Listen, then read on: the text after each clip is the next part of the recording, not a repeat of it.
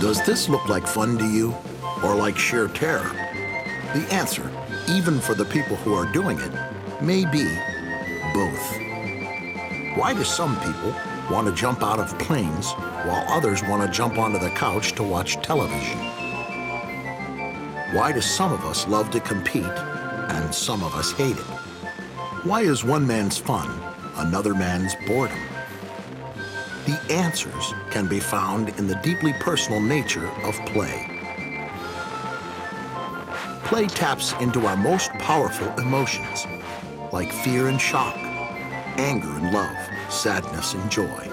That's why it's when we're playing that we are often feeling most alive.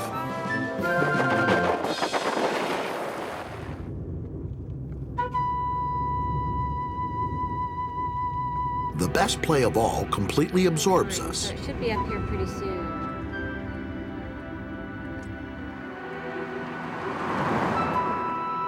For some people, that sense of involvement comes only with risk. They need the thrill that fear can bring to their play. Cheryl and Tom are going skydiving. They've never done it before. It didn't really strike me that I was really going to jump out of an airplane until we turned off on the road to get here. Up until then, I think all I was concentrating on was the parachute part, where the parachute's open and I'm sort of gliding through the sky. And I started getting really nervous when I remembered that there was going to be a point where I was falling through the air before that parachute opened, and that was really scary. Being at that last second in the doorway of the plane and wanting to take those first couple steps, and then there's that hesitation, you know, and then realizing that once I do make that choice to take those steps, that I would be falling into loss of control, into nothingness almost. Okay, why don't you guys come with me? What we're going to do right now is first of all, you guys can go ahead and grab a seat, and I'll explain a little bit what's going to happen so you know. Beginners spend just 1 hour learning the ropes and then jump out of a plane harnessed to an experienced instructor. It's an adventure that's certainly not for everyone, which is exactly why it appeals to Cheryl. I like excitement and the thrill of doing some things, and I like doing things a lot of people haven't done. That by making a tandem parachute jump, you risk serious injury. Right now, I have this cold feeling in the middle of my chest, and I'm like noticing that my feet are wiggling around a lot, which tells me I'm really nervous. I just like pushing the edge of the envelope a little bit. Let me give you the waivers here. All right, these waivers, there's 2 pages. You know, take your time. There's a deep set of excitement, and I need to be doing something. I need to be moving. I need to do the jump. I just want to get on with it. Okay. All right? Thanks. Okay. Play is the invention of excitement.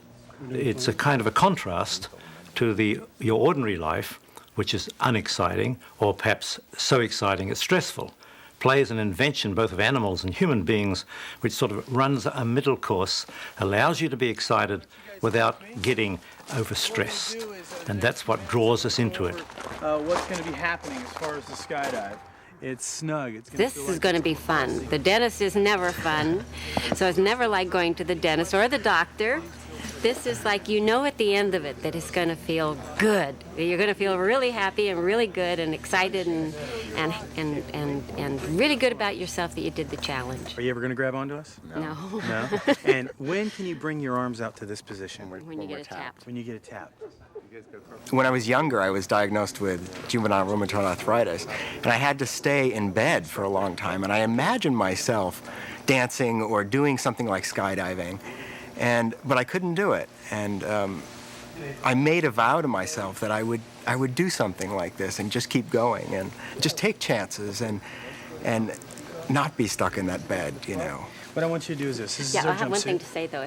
If I hang on the door of the plane, just push me out. Okay. Okay. All right. You know, it's the adventure that I love, and when I was a kid, we used to do lots of outdoor things. That's one thing we did do. My dad was a miner, so we spent a lot of time out of doors and, you know, sitting in creeks and stuff. So I had a lot of sense of adventure in my life, There you go. and I think that's what I always look to keep doing. I want you to put your right foot in there. Turn towards me. So you've never done this before? Never done this before. You've done this over 2,500 times, right? Go ahead and turn around. Just over. Just over, yeah. Hi, Cheryl. I'm Evan. I'm gonna be shooting your video on this little adventure. You ready for this? Yeah. All right. Excellent. Well, let's go have some fun. I know, I'm ready. You are? Well, good. That makes 3 of us.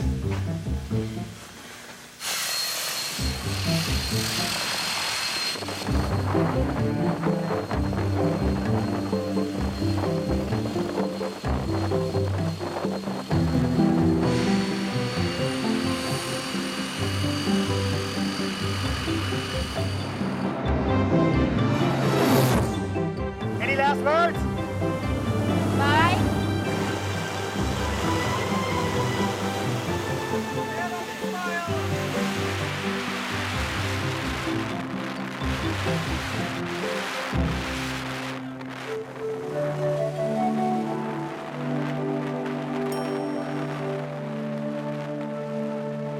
My God, it's like being on a freight train. All this air is going by like crazy, and you can't hear, and, you know, my ears were plugging up, and the ground's like everywhere.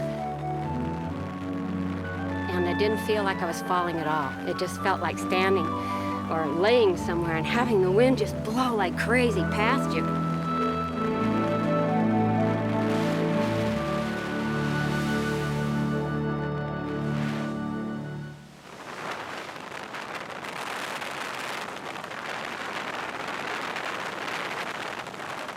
It was just so beautiful looking out on the horizon, and I was just trying to take all that in, and it was sensory overload to the max.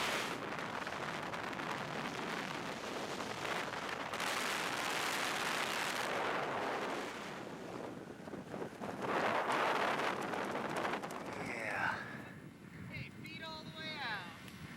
And flare, flare, flare. Slide it on in. Yeah. Whoa! So, tell me, what did you think? Great. Excellent.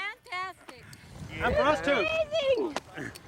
Okay, you're all unhooked and Oh my God. good to go. Congratulations, you Thank just made a you. skydive. You can take those goggles off. Thank you. My God, that was incredible. Stand up, stand up. Yeah! What do you think there, Toster? Fabulous. Oh, I'm all shaky, but it was so great. Oh man. Woo! Yes. Yeah! I made it! Kiss the ground. Yes. Oh God, it was so fun. Were you scared going out the door? Oh, yeah. You know what? Initial just I got jumping. up to the door and I looked out and I wasn't scared at all. Yeah, it's joy. It's joy. I'm alive. I feel joyful and very alive.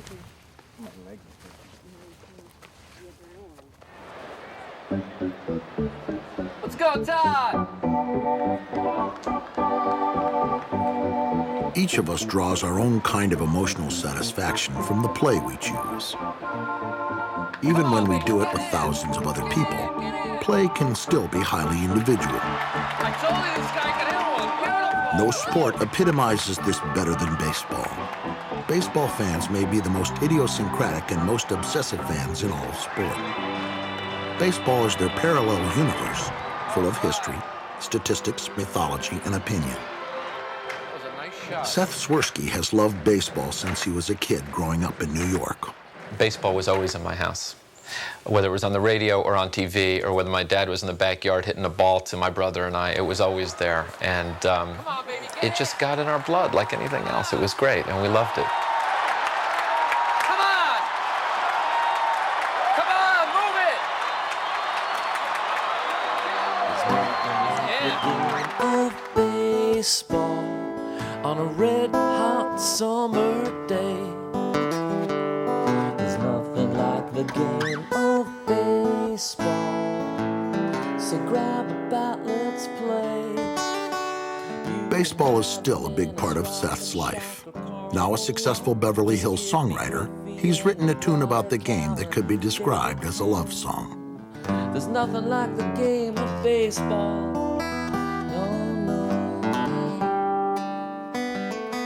But Seth's passion for baseball now goes beyond watching it, playing it, or singing about it.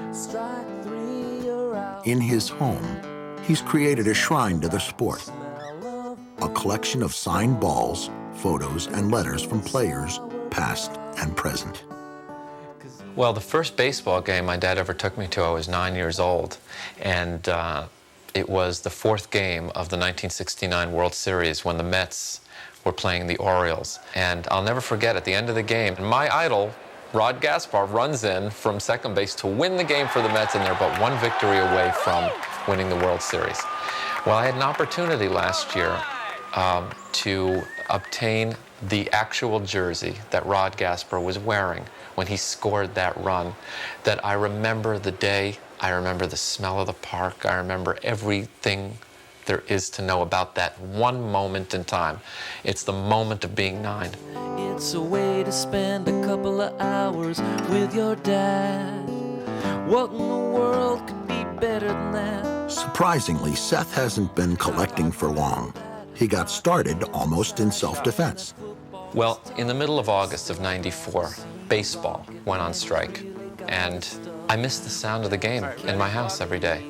And my son was just about to be born, Julian.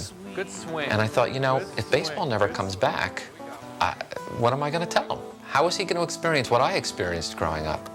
Which is the sounds and the smells and the feel of baseball, really the spirit of baseball. So Seth started his collection as a way to preserve those memories for his son.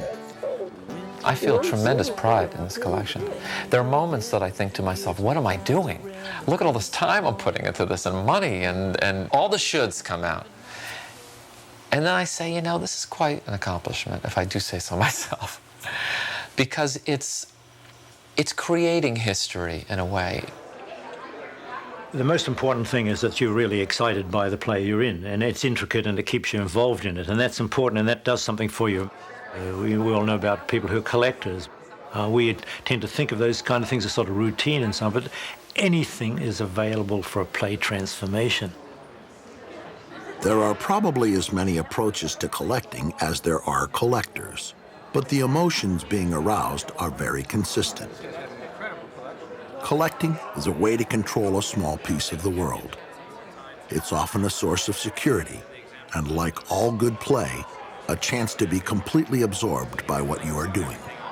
Collecting is very playful. It's creative, and that's play. It's about beautiful objects. It's about dreams. It's about desire.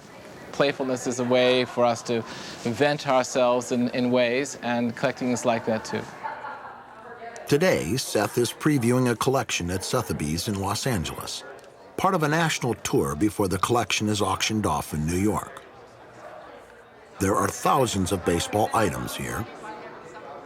Everything from Sandy Koufax's jersey to Ty Cobb's dentures.